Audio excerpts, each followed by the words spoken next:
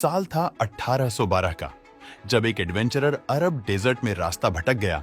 रास्ता भटक कर वह चट्टानों के बीच एक पतले रास्ते पर जा पहुंचा।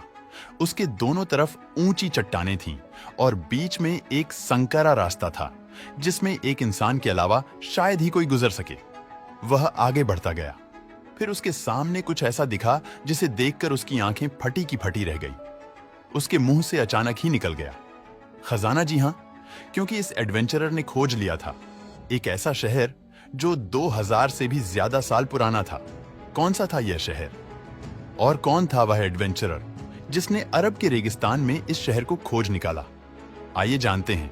इस वीडियो में 1812 में जोहान लुडविग बर्कहार्ट नाम का एक स्विस एडवेंचरर अरब रेगिस्तान में आया था।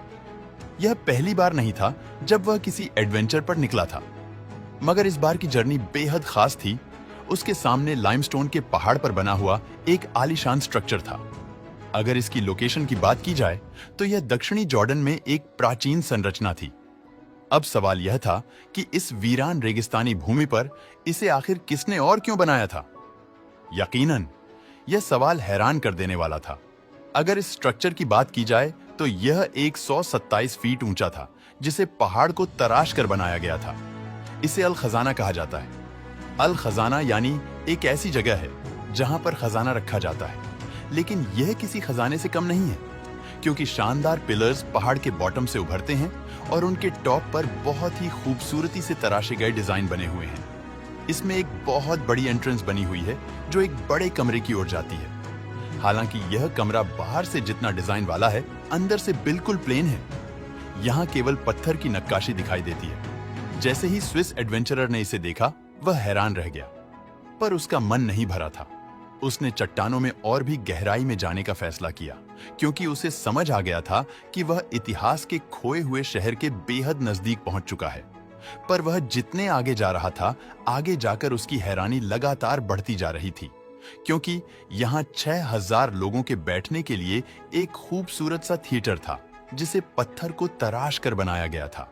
इसके बाद उसे एक रास्ता मिला जो किसी बड़े से मंदिर जैसे संरचना तक जा रहा था। इसके अलावा चारों ओर खंडहर ही खंडहर बिखरे थे, जिन्हें देखकर साफ पता लग रहा था कि कभी कोई खूबसूरत सा शहर यहाँ हुआ करता था। इसके अलावा पहाड़ों की ऊंचाइयों पर भी कई स्मारक बने हुए दिखाई दिए। अब आप सोच रहे होंगे कि आखिर यह क्या था? वेल, आपकी जानकारी के लिए बता दूं, वह एक ऐसे शहर के खंडहर ढूंढ चुका था जिसकी इतिहास में काफी अहमियत थी। दोस्तों, यह शहर 2000 साल पहले पेत्रा के नाम से जाना जाता था। सवाल यह है कि इस शुष्क भूमि पर रहने वाले लोग आखिर गुजारा कैसे करते थे, क्योंकि यहाँ तो दूर दूर तक पानी का कोई नामो निशान नहीं है। सवाल तो यह भी है कि चट्टानों को तराश कर वो स्ट्रक्चर्स आखिर कैसे और क्यों बनाते थे? इस वीरान रेगिस्तान में उनका क्या काम था और वह इस खूबसूरत शहर को छोड़कर क्यों चले गए? ये सारे सवाल एडवेंचरर के मन में भी उठ रहे थे। दरअसल यह अरेबियन डेजर्ट में एक ऐसा कबीला था जो भारत, चीन, इजिप्ट और रोम के बीच सिल्क और मसालों की ट्रेडिंग किया करता था। ये बहुत अमीर लोग थे और अपने खजाने को ऊंची चट्टानों में छुपाया करते थे। मगर सवाल यह था कि लोगों ने पेत्रा जैसा शानदार शहर आखिर बनाया कैसे? डिस्कवरी के बाद पेत्रा को इंटरनेशनल पहचान मिलनी शुरू हो गई।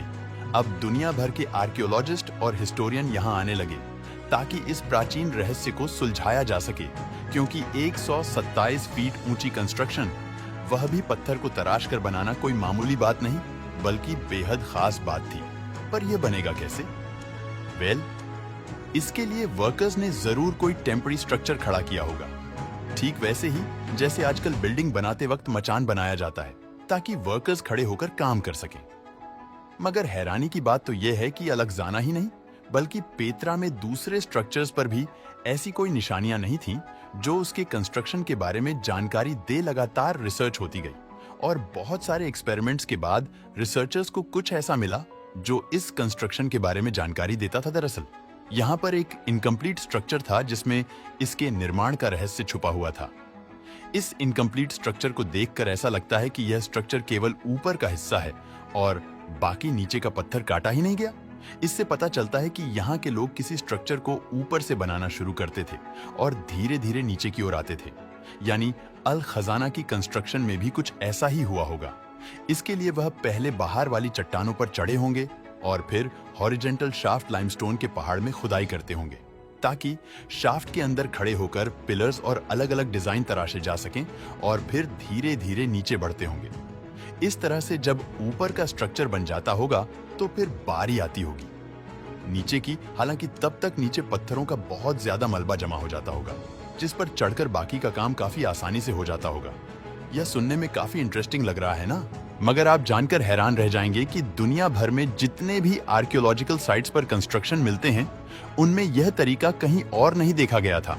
वैसे इस ट्रिक के बारे में पूरी तरह तब पता चला जब आर्किटेक्ट्स ने अमेरिका में पेत्रा जैसा स्ट्रक्चर तराश कर बनाना शुरू किया था, क्योंकि उनके पास इसके बारे में कोई और जानकारी नहीं थी। ऐसा इसलिए क्योंकि पेत्रा में बहुत कम इंस्क्रिप्शन मिले हैं। यहां पर केवल 1 या 2 जगह ही कुछ लिखा हुआ मिला था। अगर इस भाषा की बात की जाए तो यह भाषा मध्य पूर्व में यीशु के समय में उपयोग होती थी, और अगर इस स्क्रिप्ट की बात की जाए तो इसमें लिखा था कि यह टॉम्ब बहुत खतरनाक है। इसके अंदर जो कुछ भी है उसको ना कभी बदला जाए और ना ही यहाँ से निकाला जाए। मगर जिस टॉम्ब के बाहर यह सब लिखा हुआ था, उसके अंदर केवल कुछ शेल्फ के अलावा और कुछ भी नहीं था। हालांकि अगर इन शेल्फ की बात की जाए तो इन्हें देखकर अंदाजा लगाया गया कि यह डेड बॉडी रखने के काम आती थी। एक्चुअल में यह जगह लोगों का कब्रिस्तान चेंबर हुआ करता था। पेत्रा की चट्टानों में ऐसे लगभग 800 से ज्यादा चेंबर्स मिल चुके हैं।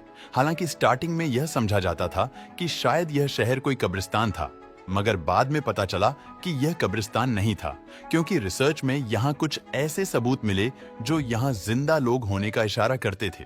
साथ ही यहाँ के लिविंग एरिया का साइज का अंदाजा लगाने पर मालूम पड़ा कि अपने गोल्डन पीरियड के दौरान पेत्रा में 20,000 से 30,000 लोग रहा करते थे। लेकिन सवाल यह आता है कि यह 30,000 लोग उस वीरान रेगिस्तान में सरवाइव कैसे करते थे? आखिर यह लोग पानी कहां से लाते थे? लगातार रिसर्च होती रही तो एक सुराग सामने आया। पेत्रा में एक स्ट्रक्चर है जिसे कहा जाता है कि ग्रेट टेम्पल के फर्श पर कुछ ऐसे सुराख मिले हैं जिन्हें देखकर लगता है कि कभी यहां से पानी गुजरा करता था। एक्सपर्ट्स ने जब इस जगह को ग्राउंड पेनिट्रेटिंग रडार से स्कैन किया तो फिर एक सच उनके सामने आया। ग्राउंड पेनिट्रेटिंग रडार यानी जीपीआर की बात की जाए तो यह जमीन में रेडियो सिग्नल्स भेजता है, और जमीन के अंदर मौजूद अलग अलग मटेरियल्स से टकराकर यह सिग्नल अलग अलग स्पीड से वापस आते हैं। जैसे मिट्टी से टकराकर यह धीरे धीरे वापस आते हैं, जबकि खाली जगह में इनकी स्पीड तेज हो जाती है। सिग्नल की स्पीड को देखकर ही अंदाजा लगाया जाता है कि जमीन के अंदर कहां पर खाली जगह है। जैसे ही जीपीआर का रिजल्ट आया तो पता चला कि मंदिर के फर्श के नीचे चैनल का एक पूरा नेटवर्क बिछा हुआ है। ठीक वैसे ही जैसे घर में फर्श के निर्माण से पहले प्लम्बिंग का काम होता है। यह एविडेंस काफी था यह बताने के लिए कि 30,000 लोग यहां पर कैसे सरवाइव करते थे। यह एविडेंस इस बात को साबित करने के लिए भी काफी था कि पेत्रा में अंडरग्राउंड पानी का नेटवर्क था। मगर सवाल अभी भी वहीं का वहीं है कि आखिर यह शहर वीरान क्यों हुआ? आखिर यहां रहने वाले 30,000 लोग अपने बसे हुए शहर को छोड़ने पर मजबूर क्यों हो गए? इसके बारे में वैज्ञानिकों को भी कोई जानकारी नहीं मिल रही है। मगर जब उस दौर के टेक्स्ट को देखा गया तो पता चलता है कि सन 363 में एक बहुत खतरनाक अर्थक्वेक आया था। पेत्रा में आज भी ऐसे टूटे हुए स्ट्रक्चर्स का मलबा देखने को मिलता है जिसे देखकर कोई भी कह सकता है कि यह अर्थक्वेक का काम है। शायद उस तबाही की वजह से ही पेत्रा के कई स्ट्रक्चर्स गिर गए, और जो पानी इन लोगों को जिंदा रखता था वही उनकी जान का दुश्मन बन गया होगा। इस पूरे शहर में फ्लैश फ्लड आ गया होगा और पूरा शहर बह गया होगा।